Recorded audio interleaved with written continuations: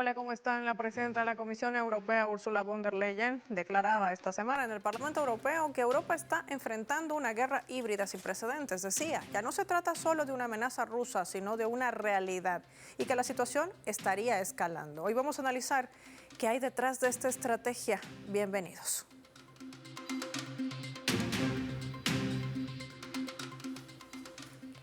Vamos a desplegar nuestro mapa y vamos a identificar cómo ha quedado esta cumbre de Copenhague, la que reunió por 2 días consecutivos al bloque europeo. Vamos a identificar justamente a Dinamarca en nuestro mapa mundi con los colores de su bandera. Los 27 líderes de la Unión Europea se reunieron el 1 de octubre en Copenhague, una cumbre informal del Consejo Europeo, y después del 2 de octubre tuvieron una reunión de la Comunidad Política Europea, con la participación de más de 40 jefes de Estado y de gobierno de todo el continente. Las discusiones se centraron en la seguridad y defensa del bloque comunitario y un mayor apoyo a Ucrania en su adhesión a la Unión Europea. Una de las propuestas que se han debatido ha sido el ambicioso proyecto europeo de un muro antidrones que debe permitir la detección rápida, intercepción y, por si fuera necesaria, la neutralización de las amenazas. También allí sobre la mesa se discutía la propuesta del Ejecutivo Comunitario para conceder lo que ellos han denominado un préstamo de reparación. ¿Destinado a quién? A Kiev, por un valor de 140.000 millones de euros, financiado con el efectivo que generan los activos rusos inmovilizados, congelados, robados, como dirían algunos otros, y que servirían supuestamente para costear su defensa o necesidades presupuestarias. Además, se debatía la modificación de normas de adhesión a la Unión Europea para permitir la votación por mayoría cualificada en lugar de la unanimidad, abrir los capítulos de una negociación. El primer ministro de Hungría, sin embargo, salió al frente. Víktor Orbán se posicionó en contra de una de estas iniciativas perseguidas por el continente europeo, haciendo referencia a la adhesión de Ucrania, argumentando que la adhesión implicaría destinar más dinero al régimen de Kiev y obligaría a su país a dejar de comprar petróleo y gas ruso. Un encuentro, una cumbre que duró cerca de 4 horas en vez de las 2 programadas. Inicialmente no pudieron llegar a un consenso. El mayor avance que se ha conseguido fue la determinación de celebrar reuniones de manera más frecuente sobre estos temas de ministros europeos. Algunos dirían para sentarse quizás a tomar el té. ¿Qué representan estos movimientos? ¿Por qué un cambio de modelo económico? ¿Por qué se habla de una guerra híbrida? ¿Qué hay detrás de todo esto? Lo vamos a hablar con nuestros invitados. Recibimos en primera instancia a Carmen Parejo, nos acompaña en directo desde España. Carmen, qué gusto tenerte en el mapa. Gracias por tu tiempo para Telesur. Bienvenida. Muchas gracias por la invitación. Carmen, ¿por qué Ursula von der Leyen habla de una guerra híbrida? Nos llama la atención porque desde que se desplegó la operación militar especial de Rusia en Ucrania se ha venido atizando este escenario, una estrategia. El objetivo, cambiar de modelo, pero ¿por qué? ¿Por qué ahora?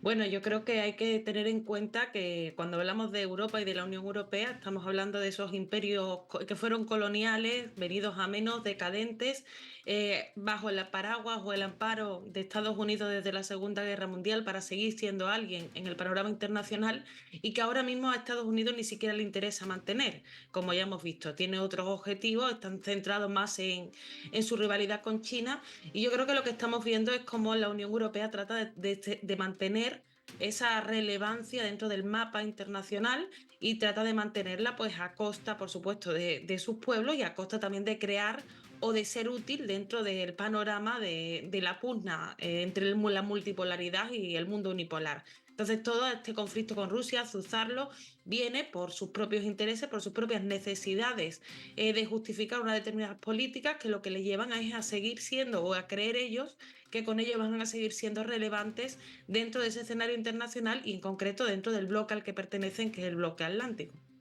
Ahora, a este escenario y al análisis subamos también desde Italia a Fabricio Casari. Fabricio, qué gusto tenerte en el mapa. Gracias por tu tiempo para Telesur. ¿Cómo estás? El gusto es mío, Paula. Bien, gracias. Con todos estos escenarios, la gran pregunta sobre la mesa sigue estando. ¿Europa puede, no puede cambiar su modelo económico a un modelo económico guerrerista? ¿Qué le frena? Mira, la verdad es que está haciendo todo lo que está haciendo precisamente porque quiere cambiar modelo. De una Europa de la desindustrialización, quiere volver a la industrialización. Pero quiere hacerlo a expensa de la paz.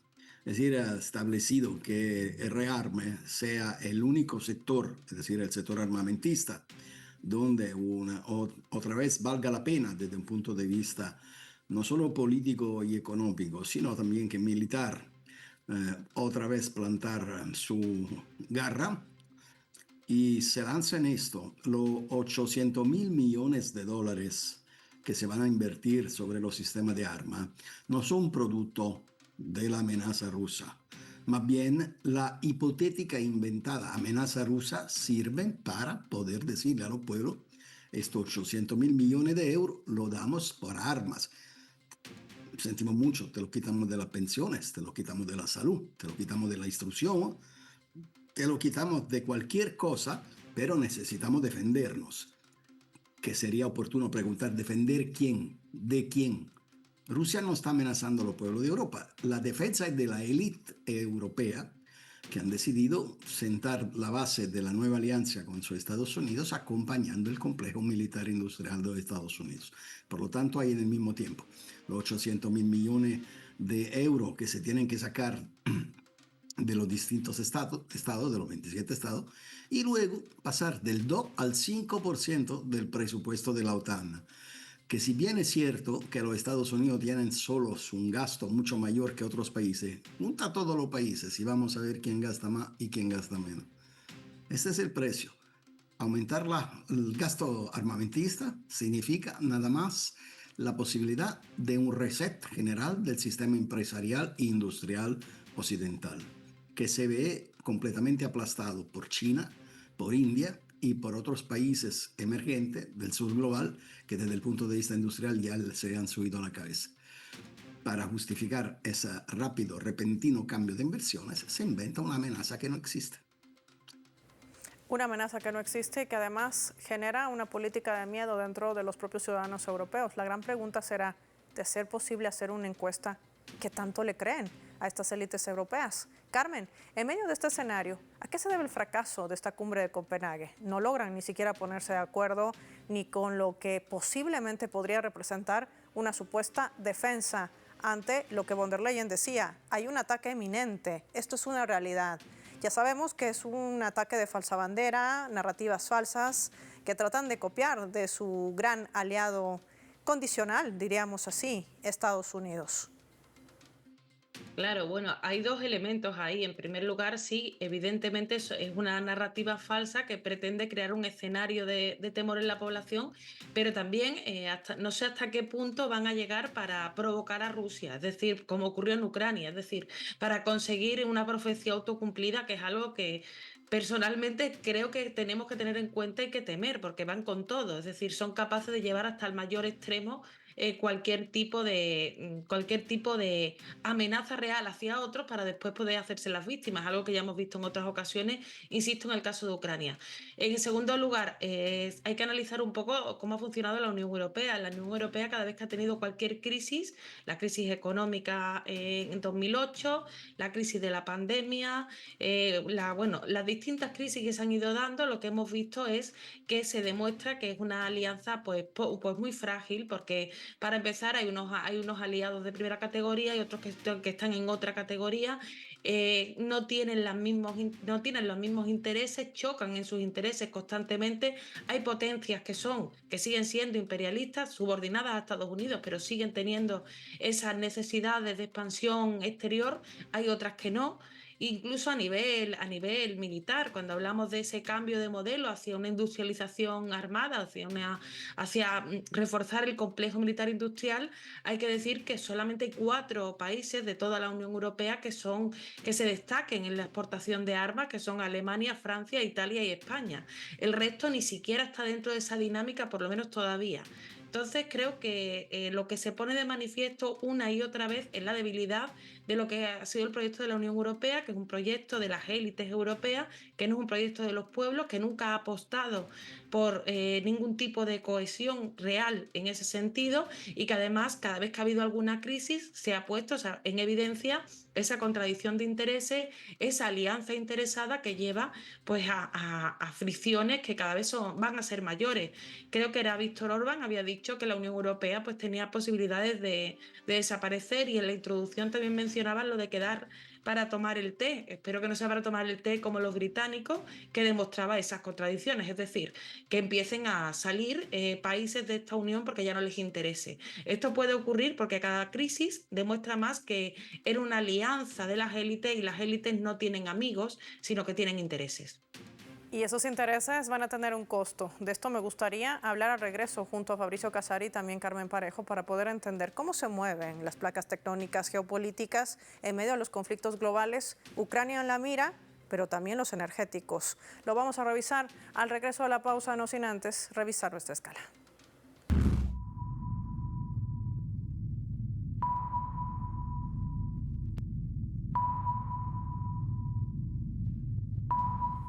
A través del siguiente portal web de RT, una cadena de nuestra multiplataforma Telesur. Vamos a compartir lo que reseña este portal web de noticias. Su día empieza y termina con Rusia. Funcionarios europeos se sinceran sobre Kallas. Están hablando sobre la máxima representante de la diplomacia europea.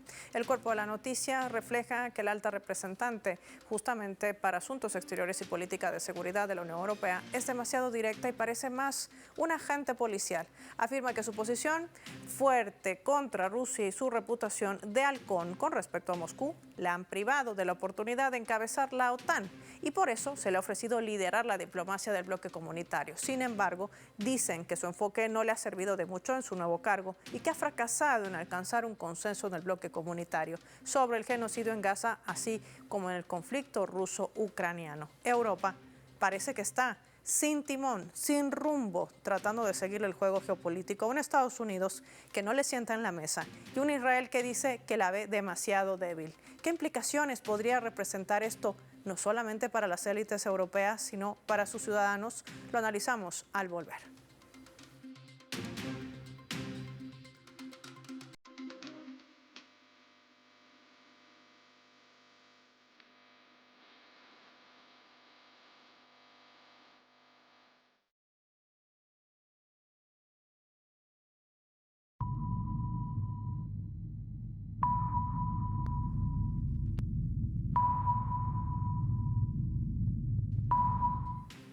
Vamos a sumar el siguiente.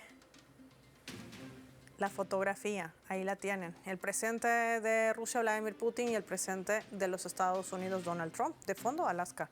Y es que hay que decir que en un intento también, tras su regreso en el poder en enero de Donald Trump, acercarse a Moscú fue una de sus prioridades. Encontrar una salida a los más de 3 años del despliegue de esta operación militar especial en Ucrania. Como parte de ese esfuerzo recibió con gran pompa a Vladimir Putin el pasado 15 de agosto. Pero este miércoles, esta jornada, el viceministro de Relaciones Exteriores de Rusia, Sergei Ryabkov, declaraba que se ha perdido gran medida el impulso para alcanzar un acuerdo de paz en Ucrania. Y todo por las acciones destructivas, en primer lugar, de los europeos. Han impedido, decía, que las negociaciones puedan avanzar para encontrar un acuerdo sobre la resolución del conflicto en Ucrania. Y de allí se ha ido minando todo. Pero no por Rusia, decía la autoridad de gobierno. Y esto marca, sin lugar a dudas, un escenario geopolítico. De esto hablamos con nuestros invitados. Fabricio, aquí no va a medir ni la presión de Trump ni los chantajes europeos. Y hablamos de sanciones. Ya hay un plan legal para dejar de recibir gas ruso, petróleo para el 2028. Pero, ¿qué le va a servir? ¿O de qué le va a servir a un bloque que necesita estos recursos, que está comprando además mucho más caro a Estados Unidos? 4 veces más, por ser preciso. Y un gas licuado que es de calidad menor y que después hay que regasificar con un costo adicional. Así que esto es un gran negocio para Trump, para los Estados Unidos, y un pésimo negocio para Europa, que ha pagado ya con la crisis del automotive, es decir, con la crisis de la industria de auto, que era su sector fuerte, particularmente de Alemania, que se decía que era la locomotora de la economía europea. Bueno, Alemania con el corte del gas ruso, que era muy barato y en gran cantidad, e incluso ella lo vendía a su vez a otros países, el final de este costo tan barato por la energía ha dejado a tierra ponchada la llanta de la locomotora. Y lo más interesante es que, mira, Europa es la otra cara de la medalla de la crisis definitiva, creo yo, de lo que se llamó una vez el occidente colectivo. Y la verdad es que los Estados Unidos tienen una crisis estructural gigantesca de legitimidad, incluso de leadership internacional y con una economía que está al borde del default. Europa, sin embargo, tiene la síndrome de aquel niño un poco enano que logró llegar a viejo sin ser nunca adulto, porque es un proyecto fracasado del comienzo, no solo porque, como decía la compañera, es un proyecto de la élite, nunca ha sido un proyecto popular, sino porque la decisión económica, la línea económica que se han trazado desde Maastricht hasta hoy han sido medidas perfectamente para enriquecer abnormemente la élite europea y provocar en lo general una caída de la calidad de la vida en Europa. Hay 54 millones de desempleados y hay casi, ayer lo decía aquí en mi país, en Italia, el Instituto de Estadística Nacional dice que un italiano cada 10 no puede curarse por falta de dinero.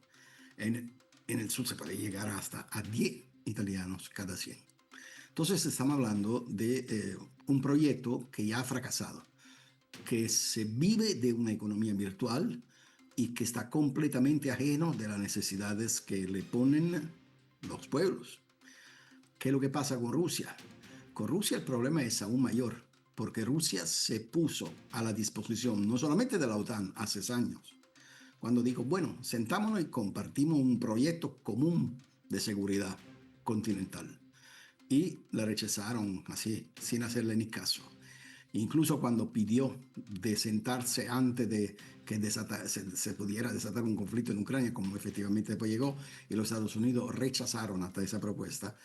Pero sobre todo la cosa más importante es que en el rechazo de esa propuesta está haber hecho que los Estados Unidos nunca han querido que naciera un continente llamado Eurasia, es decir, con la capacidad valutaria y comercial de Europa, los recursos estratégicos y la riqueza objetiva de Rusia. Estos dos países, tanto si queremos llamar la Unión Europea un país, para ser claro, pues la Unión Europea por un lado y Rusia por el otro, con China en una alianza estratégica con Rusia, realmente hubiera puesto a los Estados Unidos en el cuarto de la empleada. Y esto había que evitarlo, por eso se inventó la guerra. El golpe de Estado que comienza en el 2014, sí lo comienza los Estados Unidos, pero con la Unión Europea participando. ¿Por qué? Porque el grado de autonomía de Bruselas y de los distintos gobiernos europeos de Washington es como cero. Es una clase política completamente incapaz, pero sobre todo muy corrupta, a que la estructura del deep state norteamericano tienen por aquí, por la garganta. Yo quiero solo recordarte, Paula, hace pocos años, con Obama presidente, cuando se descubrieron las interceptaciones y la actividad de espionaje de la CIA dentro al gobierno de Alemania, con la Merkel canciller. Hasta le habían intervenido los teléfonos, las casas y todo. Y hubo una disculpa formal de Obama, pero lo que pregunto es, ¿para qué crees que vayan vigilando tanto a los gobernantes europeos? Para chantajearlo, para controlarlo y para corrompirlo. Y si no hacen lo que los Estados Unidos quieren que hagan, ahí está, o termina la carrera y en algunos casos termina la vida. Quisiera hablar de Olof Palme o de otro, ¿no? Entonces, ahora la Unión Europea está un fracaso político, un ridículo militar y sin escape económico. Por lo tanto, sí, impide que se forme la paz, pero no es capaz de hacer la guerra. La única cosa que sabe hacer es ser un obstáculo en un desarrollo diferente del mundo que pueda haber, según la ideología de Trump, otra vez la área de influencias por los dos respectivos grandes países como Rusia y Estados Unidos. Y independientemente de lo correcto o de lo no correcto que es la lectura de Trump, lo que es sí es claro es que Europa, cual que sea la mirada, cual que sea la dirección que vaya tomando esa crisis irreversible, Europa está fallida. Europa está muerta desde el punto de vista político y desde el punto de vista económico, más desde el punto de vista militar, con tal que no se atreve y ojalá que la paciencia de Rusia nos acompañe, nos siga acompañando. Y esto tiene que ver también, Carmen Parejo, con lo que reseña también Fabricio y lo que decía recientemente el presidente de Rusia, Vladimir Putin. Europa se preocupa por Rusia, pero en realidad no se preocupa de los problemas reales, de los peligros reales que tiene por dentro. ¿A qué se refiere? ¿Cuáles serán esos peligros? Bueno, yo creo que más o menos los hemos ido estableciendo. En primer lugar, pues ese fracaso que señalaba el compañero en todas las dimensiones y también yo creo que en eso, en su lugar en el mundo. Si recordamos, cuando el conflicto, cuando la invasión ilegal de Irak por parte de Estados Unidos, el eje, el llamado entonces eje franco-alemán, llevó la contraria a Estados Unidos y de hecho creo que esto es una cosa que se nos suele olvidar. Rusia también apoyó al eje franco-alemán contra esa invasión de Irak, que en el caso de Europa afectaba también a sus intereses porque uno de los elementos que estaba también detrás era que Saddam Hussein había empezado a asumir el intercambio a través del euro. Es decir, era algo que era beneficioso para el proyecto del euro y para el proyecto europeo y que además en ese momento parecía que había un acercamiento con Rusia. Todo esto, como ya sabemos, se explota por los aires en los próximos años y se concreta efectivamente en el año 2014, pero yo creo que también se ve incluso previamente. Hay que tener en cuenta que Europa, aunque, o sea, con las potencias de la Unión Europea, aunque, como he dicho antes, son viejos imperios coloniales que tienen expansión imperialista en muchos de los casos, tras la Segunda Guerra Mundial acaban subordinados o bajo ese paraguas de Estados Unidos para evitar, entre otras cosas, algo que temían mucho, que era que también se produjera pues, esa conexión euroasiática, en este caso a través de revoluciones, en este caso socialistas, en el continente europeo. Tras la Segunda Guerra Mundial, eso era para las élites capitalistas europeas su principal problema y uno de los elementos que también facilitó que se pusieran bajo el amparo de Estados Unidos y bajo el mando de estos. Eso ha ido generando, pues, como bien también comentaba el compañero, pues una forma de entender la política y la política internacional completamente corrupta y una dependencia estructural en todo su organismo. Entonces sí que creo que efectivamente habría una solución que sería una integración civilizada en este nuevo mundo multipolar que surge y además una buena relación con los vecinos que facilitase además salir de esta crisis estructural que nos lleva al abismo. Desgraciadamente, con las élites actualmente existentes en Europa que vienen con esa tradición que estamos mencionando, es muy difícil romper con eso. Quizás pueda depender más de cómo reaccionemos los pueblos ante esta crisis que la vamos a pagar nosotros, que ya la estamos pagando, en una Europa que además ya ha perdido derechos sociales de forma acuciante en los últimos años por la implementación de aquellas políticas de austeridad y previamente por todo el modelo de privatizaciones.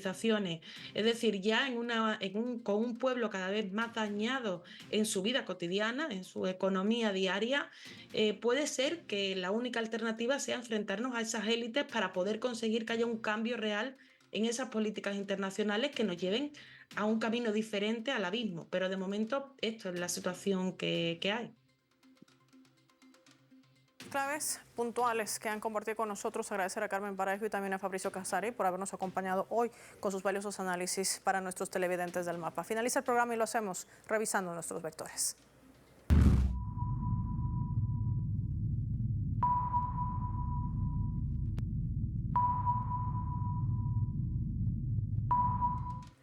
Nuestro radar en el mapa hoy nos refleja las tres claves sobre este tema. Europa, una guerra híbrida perdida. 1. Guerra perdida. Europa ha sido responsable de crear escenarios ficticios de un supuesto ataque ruso a cualquier país europeo. Una narrativa falsa que se ha creado para justificar el cambio de su modelo económico a un modelo guerrerista. Seguir invirtiendo a costillas de sus ciudadanos para intentar minar sobre todo la estrategia que traza Donald Trump e Israel al este de Europa. Muy tarde, sin embargo, dirían algunos, para tomar otro camino. 2. Fracaso. La presión de Trump sobre Rusia no tendrá efecto y posiblemente no lo logrará con otros países a quienes trata de chantajear y de presionar inclusive militarmente.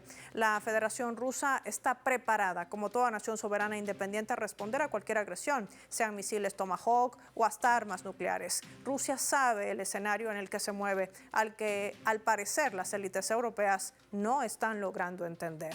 3. Sin cartas. La Unión Europea está negociando propuestas legales para eliminar de manera progresiva el petróleo y también el gas ruso antes de enero del año 2028, como parte de su intento de privar al Kremlin de ingresos para poder financiar la guerra en Ucrania. Una guerra que además está perdiendo Volodymyr Zelensky. Europa sigue sin entender que van a terminar no solamente aislados, sino también endeudados, sin la posibilidad de tejer alianzas, y están desindustrializándose. Y esto nos lleva a pensar el siguiente escenario. ¿Qué más necesita ver la élite europea para tomar otro camino? Soy Paola Pérez y nos vemos en la siguiente edición del Mapa.